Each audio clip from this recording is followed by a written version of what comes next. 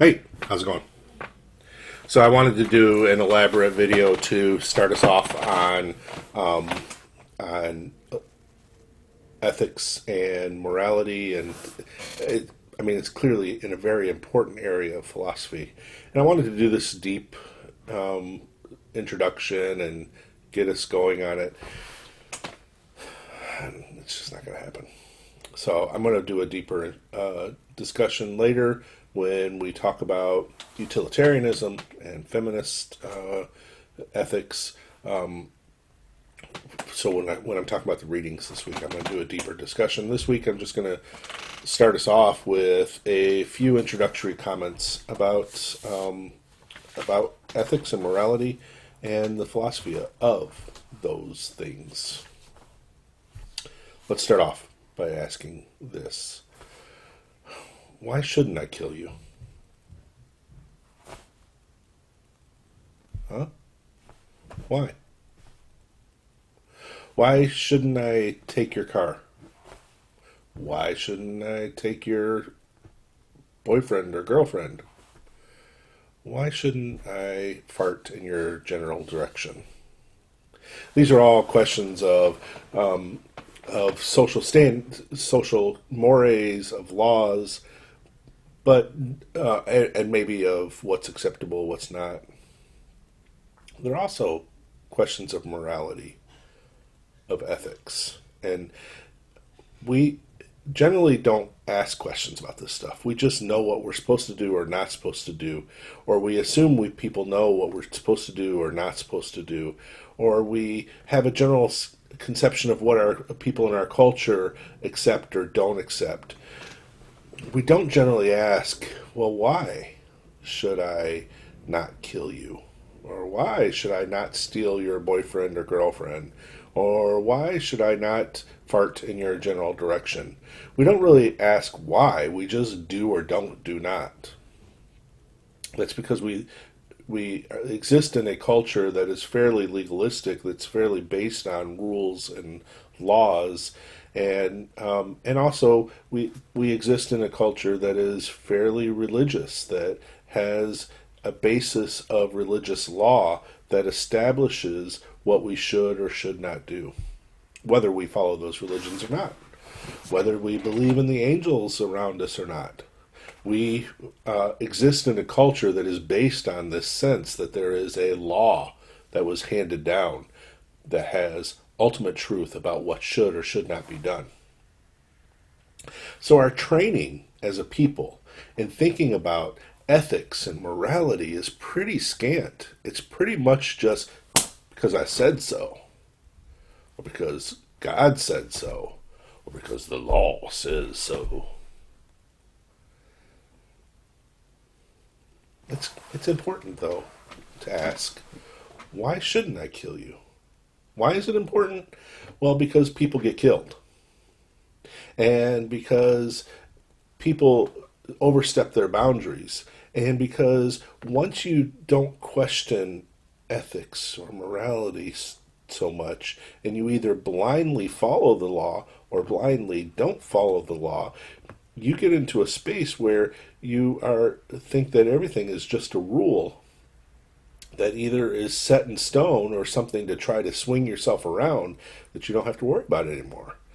It leads to a lack of democratic participation in society when we believe that our ethics, our morality, whether or not we are good or bad people, depends on whether or not we follow rules. That's a very limited understanding of what ethics and morality is. So, what are ethics and morality? Why should we study it? What are we going to talk about if we talk about ethics and morality? First, it's important to talk about the fact that when we talk about ethics, we're not necessarily talking about morality. They are two different things. When we're thinking in terms of morality, what we're really thinking about is more meta ethics, the larger picture of what is good or bad or right and wrong, evil or holy. I think the dog is evil. I will just say that since he's barking in the background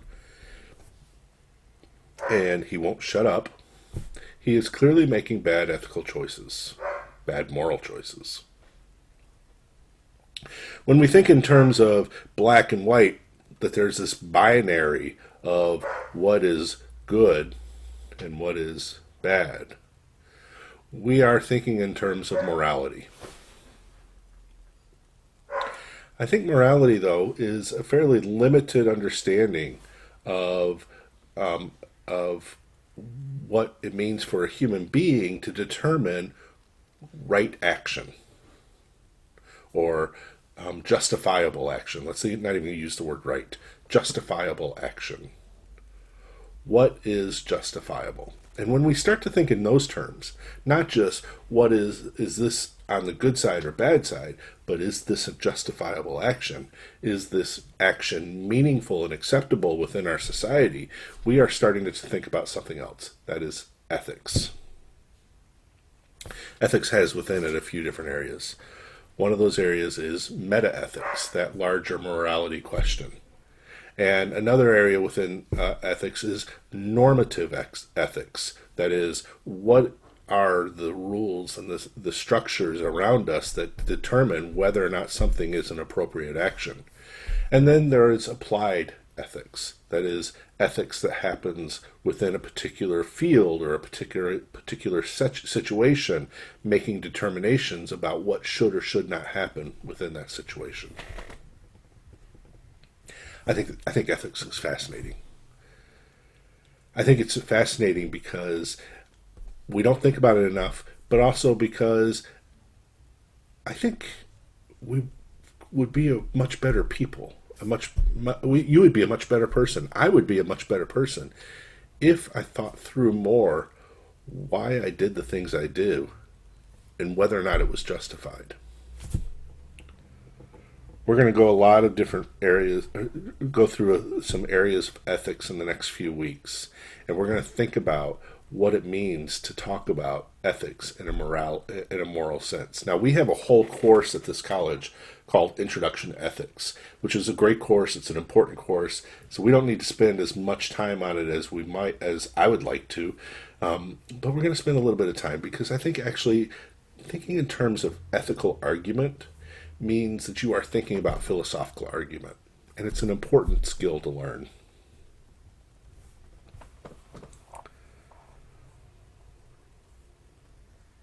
I'm trying to make sure that I covered what. Oh, here's one just real quick area to think about. Ethics are interesting because they provide us with a framework for understanding what happened or what could happen.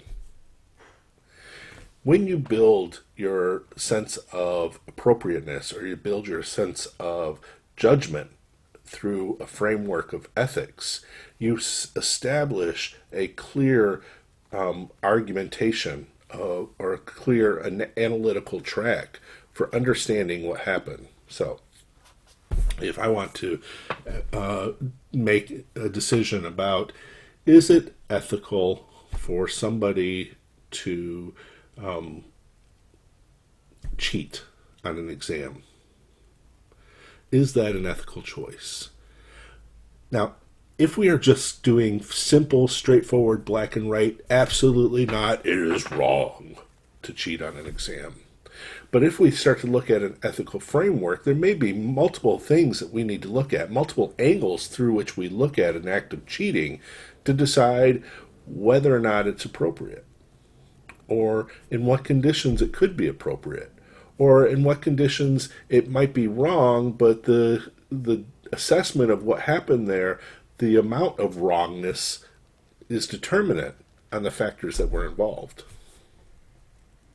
Ethics becomes really interesting because if we can set a framework of understanding the choices that we make or the choices that others make, or if we can set a framework for what is appropriate action or what is not appropriate action, if we know that A, B, C, D, and E are things that we're going to look at within any given action, we have a much clearer way of talking with one another about things that happen in our society.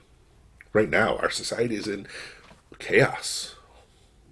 It's a little better today than it was last week, but it's still, we're just, what's happening? What's happening in the streets when people are marching? What's happening in the stores with people wearing masks? What's happening in the election, in the voting booth? Perhaps if we had a better understanding of ethics, of what is ethical, how do we determine whether or not one should or should not wear a mask, or whether or not one should or should not vote, or whether or not one should or should not march in the streets to demand that Black Lives Matter? If we had a framework that we could agree upon, then we might be able to build a sense of how we should move forward. Ethics, at their very heart, are a social art. They are an art form that we have between us, a construction that we have that allows us to talk to one another in a meaningful way to determine whether or not we are good people. I look forward to the discussions in the next few weeks, as we start to think more about what it means to be ethical. Talk to you later this week.